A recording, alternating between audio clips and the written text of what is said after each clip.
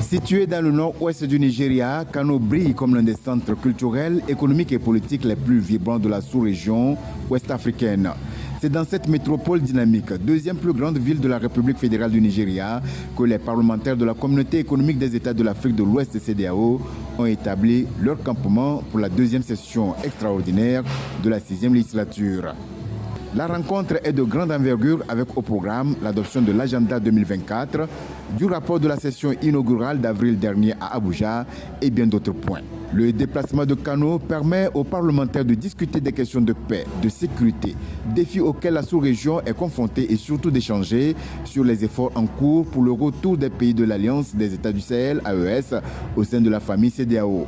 Elle leur permet également d'envisager des approches de solutions et en l'occurrence, ils ont salué le retour de la Guinée et proposent qu'un comité ad hoc de médiation soit mis en place pour travailler avec toutes les parties prenantes en vue d'amener les dirigeants du Burkina Faso, du Mali et du Niger à renoncer à leur décision de quitter la CEDEAO, convaincus qu'unis, ils sont plus forts.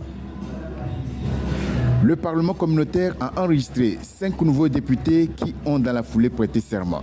Quant à la délégation togolaise absente à la session inaugurale pour cause d'élections dans le pays, elle sera de la partie à annoncer le premier vice-président du Parlement, Djibril Baro. Un compte rendu des démarches menées dans ce sens auprès des autorités togolaises a été également fait à l'assistance, ainsi que de celui des autres activités menées depuis la dernière rencontre. L'ouverture de la session a été présidée par le gouverneur de l'État de Kano, M. Abba Kebir Youssouf, en présence d'autres personnalités et des dignitaires religieux du milieu. Les différents intervenants ont tous salué les avancées enregistrées dans l'espace CEDEAO qui, malgré les défis auxquels il est confronté, reste la région la mieux intégrée d'Afrique.